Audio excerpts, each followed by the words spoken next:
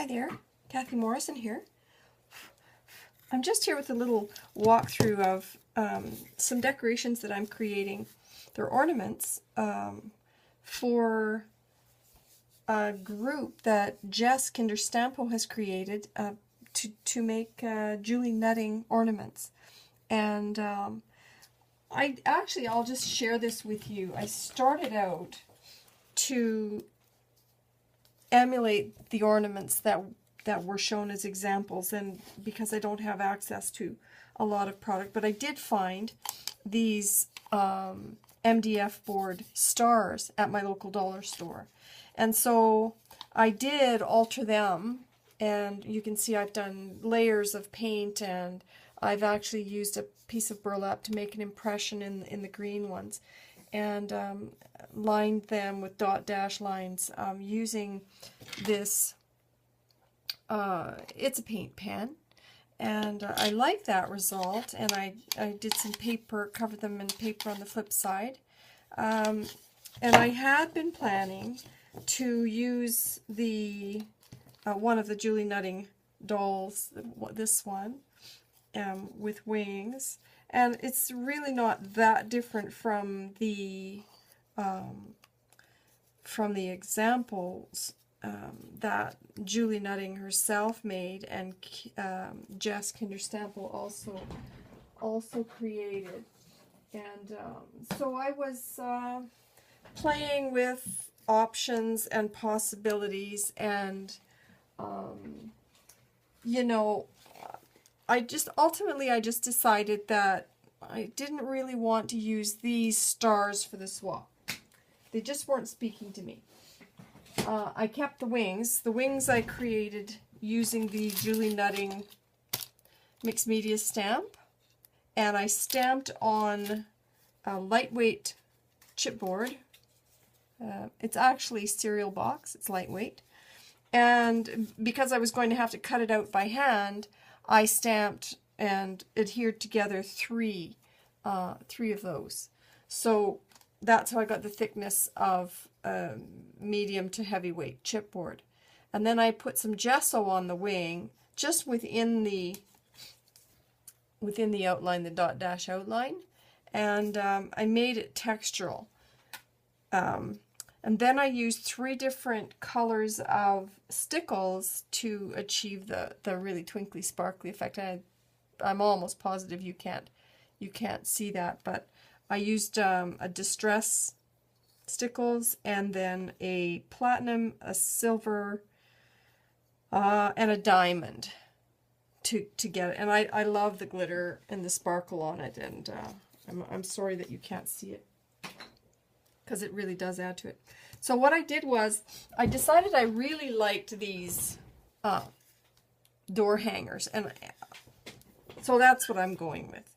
So I've started out using, oh, I forgot to tell you too, on the stars and my very first door hanger, I gessoed, painted, and then put a couple of coats of, I think it's called Chalk It All. It'll turn any paint into chalkboard. And initially that was what I was going to do, but I just found that, well, I discovered this paper pack, 2 paper packs actually, they're chalkboard papers. And so I decided to use the paper packs and cover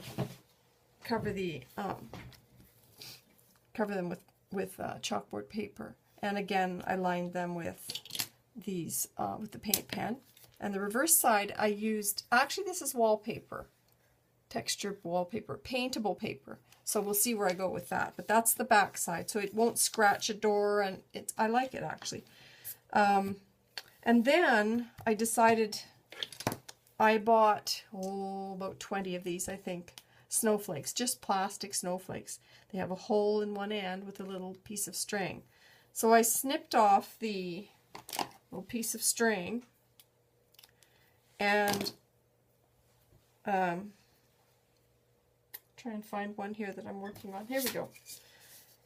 And adhered it down, but I left the part where the string had been through the little hole hanging off the bottom, and through that I threaded These are Christmas decorations that I picked up this year, and I thought they would be great dangles. So I'll just quickly show you what I did. Get them off there. Oh, sure. Now there's a staple in it. Sorry for the delay. Okay, so what I did was cut this apart at the top of the loop, and then I threaded it through from the back to the front through the little hole in the bottom of the ornament, and then tied a bow there. And so that's the result. I've got a dangle from the bottom, and I like that. I also found some little snowflakes. They come in 2 sizes. Let's see if I can get 2. Come in 2 sizes in this package. There's all kinds of things like this on the market, and I just picked some up at a dollar store, Dollarama or something. And I put one here and one here, and this one has an iridescent, I don't know if that's fabric, but it's an iridescent snowflake adhered to the top, and this one's got a reflective mirror type one adhered to the top of it. And I'll put probably jewels or pearls or something, flatbacks on them. So that's it. And I glued this plastic snowflake down with E6000. Works like a charm, but it takes a long time to dry. And then I decided that the Julie Nutting doll that I showed you earlier was too big. And so I had ordered this one. Oops, there she is. Whoops, she's on my block, but there you go. And that's what the package she comes in. So she's Happy Winter or Hello Winter, I think. Let's see what it's called. I think it's Happy Winter. I can't really find the name on it, but anyway, that's the one I'm using. She's all wintry. And being that I live in the north, in Canada, northern part of Canada, I decided that I really wanted this one for my collection, so I went ahead and I ordered it. And so I stamped her out on just a crew cardstock, and I'll stamp her on a few different papers as well, and I'll paper piece her little outfit. So she's going to go on that hanger like that. So that's where I am with my Julie Nutting Christmas ornaments for Jess Kinter Stampo's swap. I've got a few more in the works. Here's one that I've got the green done with the lines. This one is green both sides. I've got another one that I used paper on the back. So we'll see. I've got lots of Christmas type of and holiday type paper here. So the other thing that I was thinking of doing, haven't done it yet, was to adhere a star to the side and then hang the ornament from the star like that. So that's a little different, and I may well do that and still go ahead and attach this snowflake. Don't know which way I'll do it. I don't want that hole to show. But anyway, that's a possibility as well. Oh, maybe this way.